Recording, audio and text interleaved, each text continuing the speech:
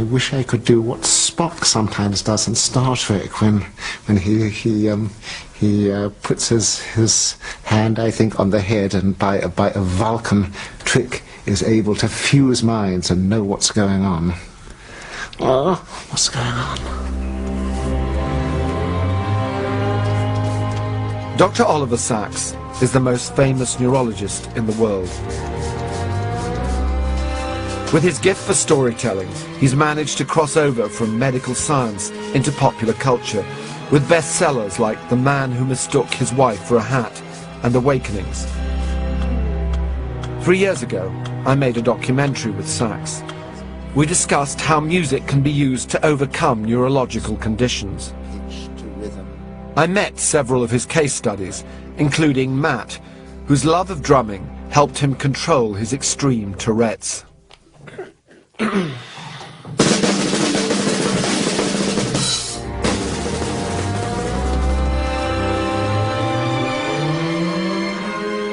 It's Sacks' humanity and his curiosity which have driven and inspired him for over half a century. Follow my finger with your eyes. And he's often drawn on his own experience, his own ailments, in order to understand the challenges facing others. But it's only now, after discovering a cancerous tumour in his eye, that he's finally chosen to explore the wonders of sight and perception, and the catastrophes that ensue when things go wrong. In his new book, The Mind's Eye, Sacks goes back to his own childhood and finally owns up to a lifelong inability to recognise or remember faces. It's been about 3 years since I've seen Sacks. Having read about his severe face blindness, I was wondering if there was any way that he'd recognise me. When I came in right now, I was laying bets as to whether you would recognise me or not. How did you know it was me as I came in? Well, I didn't. I experimentally said, nice to see you again, to a plausible person, which happened to be you. So, Oliver, I'm going to give you a little test here. I was afraid of that. All right, here's the first. Do you recognise that person?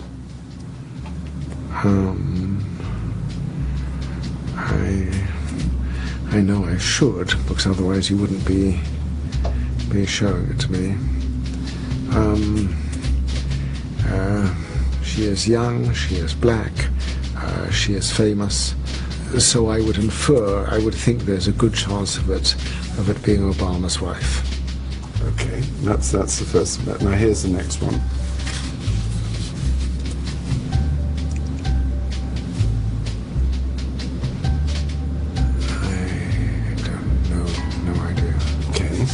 Do you know who that is? It's from a slightly unusual angle, but I would think that that's the husband. That's a good way of putting it. The husband of whom? Of Obama's wife. That's the husband of Obama's wife. Well, that's, you've done well there. That's true. That's right. That's one you've got right. Now, sorry, not too right? No, you didn't get the first one right. Now, what about this one? Well, she's grey-haired, she has an imperious look. I would guess the Queen. So you've done not badly. It was Elvis Presley who you hadn't recognised. I see.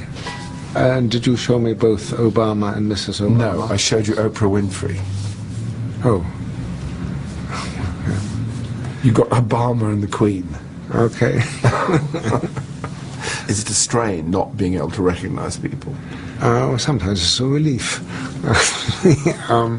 No, people can be greatly offended, and I think one needs to out oneself in this respect to sort of defuse situations. And since I wrote on the subject, I've had lots and lots of letters from people who said they had something similar, it had been lifelong, and other people in the family had it. And I got the sense that here was something not uncommon out there in the general population. Face